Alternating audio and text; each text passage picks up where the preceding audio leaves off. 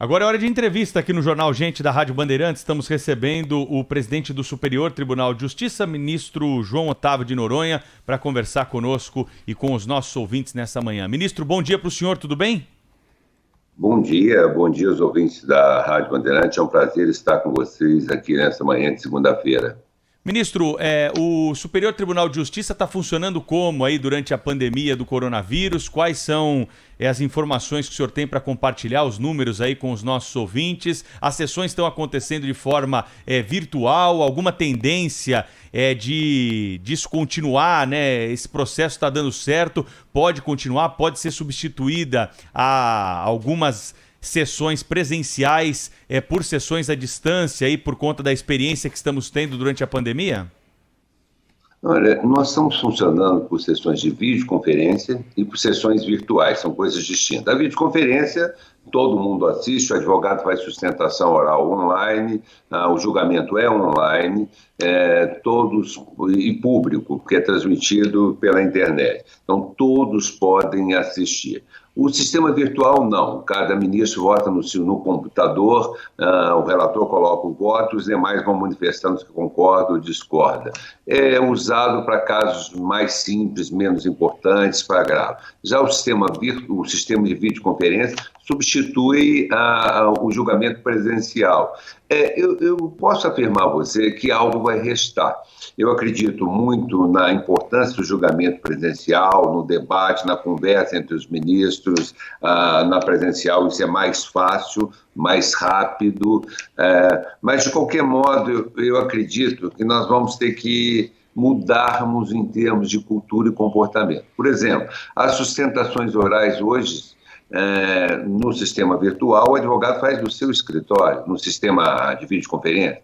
Ele vai para o seu escritório, entra no sistema Zoom e faz a videoconferência, os ministros estão ali assistindo, e todo mundo vê a presença dos ministros. Já no virtual não temos a sustentação oral, manda-se memorial. Agora, eu indago, se é possível acontecer isso hoje, quando a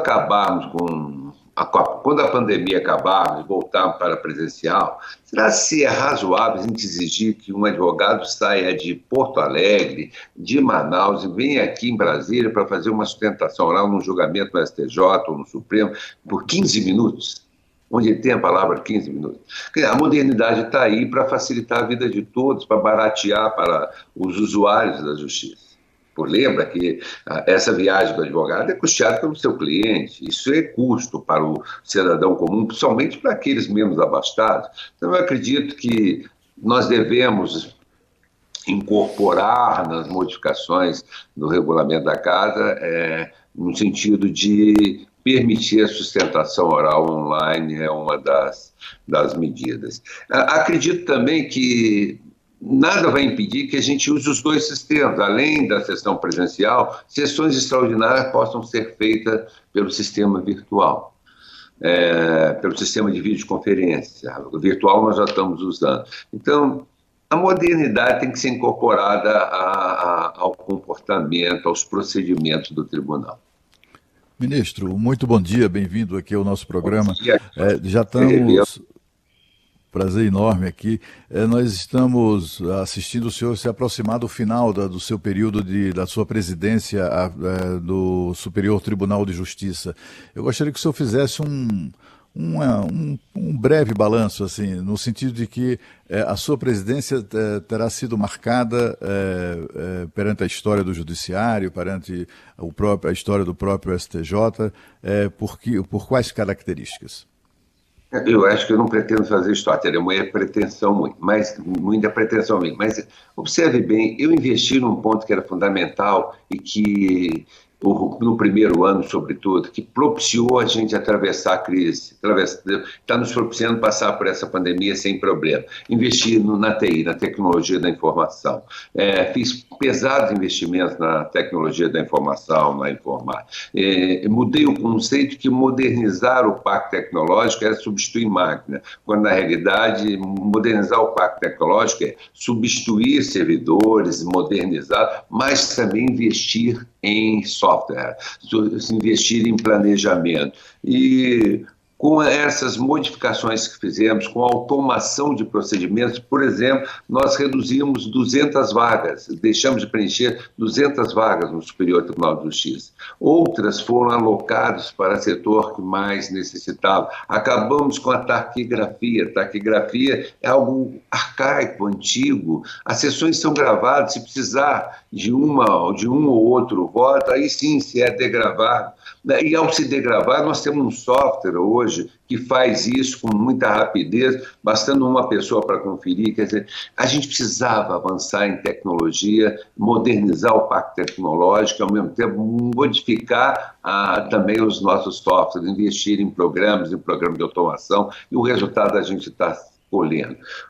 Vamos deixar 3 novos auditórios importantíssimos para a formação. Criei a escola corporativa, que seja a escola para a formação de funcionários. Nós temos a Escola Nacional da Magistratura, mas nós não tínhamos uma escola para aprimorar e formar os nossos funcionários. É uma mão de obra qualificada que a gente precisa. Nós temos que treinar os assessores, treinar os funcionários de secretaria, nós temos que formar dentro do núcleo de funcionários do STJ os futuros gestores, futuros diretores, futuros secretários gerais, e nós conseguimos isso com a escola.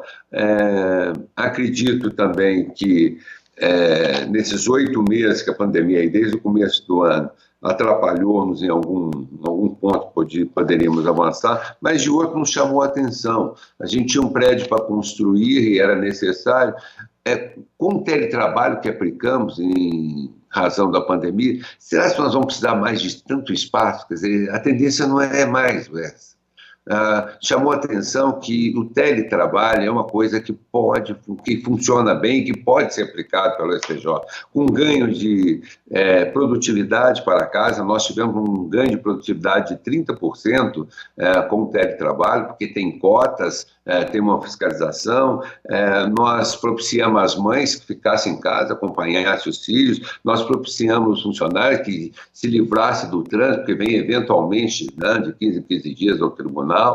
Tudo isso foi um ganho para os funcionários, para a mão de obra qualificada e um ganho para o tribunal em matéria de produtividade, ganho esse que se reverte ao jurisdicionado, que nós conseguimos abaixar o número de processos, de estoques do processo. Nós julgamos muito mais do que recebemos. Nós baixamos mais de 30 mil processos nesse último ano. Quer dizer, nós adotamos, penso eu, o caminho certo, investimento em tecnologia. Quem está conosco aqui ao vivo na Rádio Bandeirantes é o ministro João Otávio de Noronha, presidente do STJ, em áudio e vídeo também nas nossas redes sociais. Ministro, eu queria saber que leitura o senhor faz nesse momento da questão do caso do Fabrício Queiroz, não é? A primeira decisão a respeito da prisão domiciliar de Queiroz foi tomada pelo senhor durante o plantão judiciário de julho. Essa decisão foi revista pelo seu colega Félix Fischer na sequência e novamente retomada a sua decisão original pelo ministro Gilmar Mendes do STF na sexta-noite. E esse é um caso com muita repercussão pública. Como é que o senhor está vendo esse processo, ministro? É como muito natural. O presidente atua no plantão, agora o presidente atua provisoriamente no lugar do relator. E é muito comum que cada juiz tenha uma visão diferente em decorrência da sua formação. Eu, por exemplo, aplico rigorosamente as regras da prisão preventiva e das medidas cautelares descritas no artigo 312 seguinte do Código de Processo Penal. Entendia que não tinha atualidade, entendia que a medida que eu concedia, a prisão domiciliar, era suficiente para não prejudicar a instrução, reiterada agora pelo ministro Gilmar Mendes. O caso dista de 1 ano e meus fatos, mais de 1 ano e meio atrás. O Código Penal é claríssimo e enfático que é necessária a atualidade. É verdade que esse caso do Queiroz, Queiroz é um cidadão comum e não está sendo tratado como cidadão comum porque tem uma ligação com um senador que é filho de um presidente da República, aí todo mundo quer dar um tratamento diferenciado. E por eu ter decidido de um jeito, todo mundo achou que o ministro Noronha é candidato ao Supremo. Eu não sou candidato ao Supremo, mas candidato ao Supremo. Eu não tenho vínculo nenhum com o presidente Bolsonaro, que é um homem que me trata com muita gentileza, muita elegância, e todo encontro nosso foram institucionais. Eu fui lá como presidente da STJ, ora com o ministro Toffoli, ora em eventos públicos, e se o presidente Bolsonaro disse que simpatiza comigo, eu fico muito feliz, eu quero que todo mundo simpatize comigo. Que bom! Agora, daí achar que o ministro Noronha vai decidir para favorecer, para ir para o Supremo, é muita leviandade, é não conhecer o julgador, é não conhecer a história do julgador. Eu acredito que a minha decisão, na minha opinião, era correta. O ministro Félix fez com a sua formação, com grande penalista, grande jurista que entende diferente, nós temos formações diferentes, eu sou garantista, ele não é. O que é ser garantista? Aplicar com mais rigor os direitos fundamentais e aplicar com mais rigor até as regras penais, no sentido também de garantir a liberdade. E aqui não se discute se houve crime, se não houve, não é essa a discussão neste caso. A discussão é uma só. A segregação do Queiroz era necessária para a investigação. Olha bem, nós estávamos numa investigação que nem denúncia tem um ano e meio depois. A prisão foi decretada. Dizer que o réu era foragido, como alguém pode ser foragido se não tem prisão decretada? Foragido é aquele que foge de uma prisão decretada, não tem. Então, eu acredito que a mídia, alguns jornalistas atacaram muito, não leram os fundamentos da decisão e atacaram porque ou não conhece direito penal ou porque mistura política com decisões judiciais que têm que ser técnicas e desvinculadas de pessoas. Como diz o ministro Marco Aurélio, o processo não tem capa. Nós temos que decidir igualmente para todos os cidadãos, e foi o que eu fiz, e acredito que foi também que o ministro Félix fez, e que o Gilmar fez, o ministro Gilmar Mendes fez. Agora, cada um tem uma visão. Eu, ao examinar os autos, tive uma conclusão diferente do ministro Félix fez, e a minha conclusão foi a mesma do ministro Gilmar.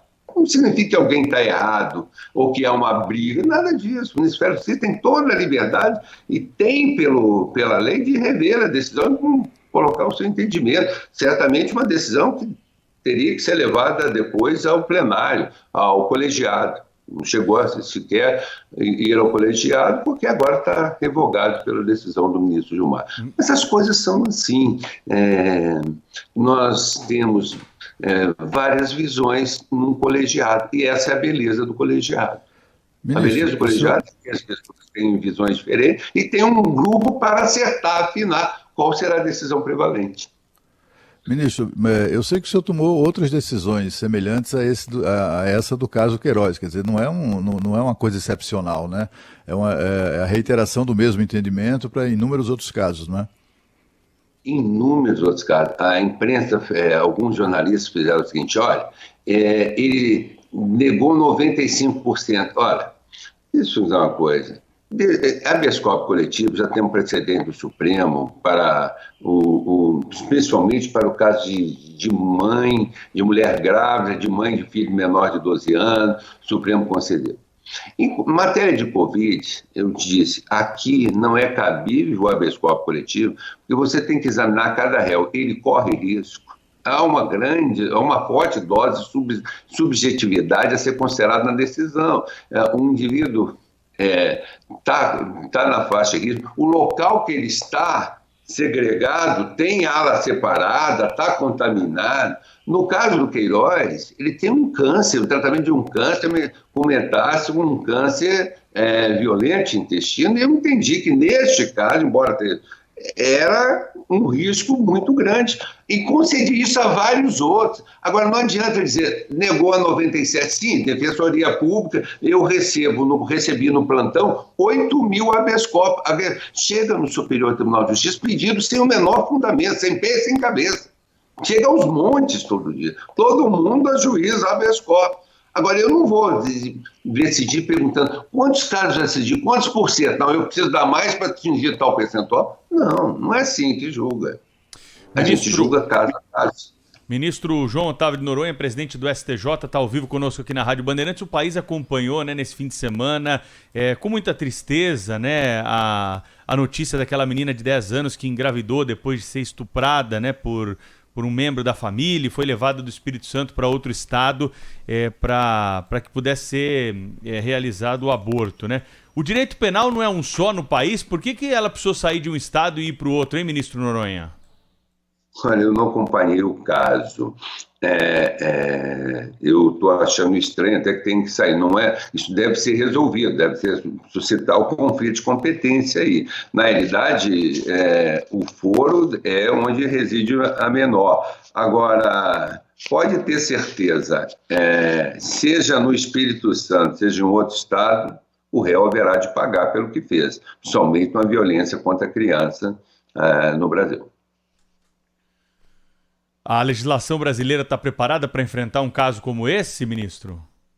Está e sempre esteve. Observe bem, casos esporádicos, arrepiantes como esse, acontecem em todos os lugares do mundo. Acontece nos Estados Unidos, acontece na Inglaterra, acontece na França. A legislação é pronta, nossa legislação é muito boa. As pessoas criticam a legislação, às vezes, porque não conhecem, ou alguns que aplicam mal não podem descaracterizar a legislação como boa. A nossa legislação é uma legislação moderna em matéria penal, é uma legislação atualizada e é uma legislação eficaz. Com o latido do cachorro do ministro lá no fundo, né, que os cachorros eles têm se manifestado durante as entrevistas aqui na quarentena, viu, ministro? Verdade. Tenho 3. Aqui em casa é assim, o do Cláudio Humberto tá preso. Aí daqui a pouco vai ter um habeas corpus pro senhor, que outro dia ele derrubou alguma coisa aqui. Derrubou um vaso, né, Cláudio? Foi. Ministro, eu queria fazer para o senhor uma pergunta que está chegando aqui de vários ouvintes. É uma pergunta quase que ligada à teoria do direito, não é? Mas que acho que gera perplexidade no momento em que os assuntos jurídicos estão cada vez mais presentes no nosso noticiário.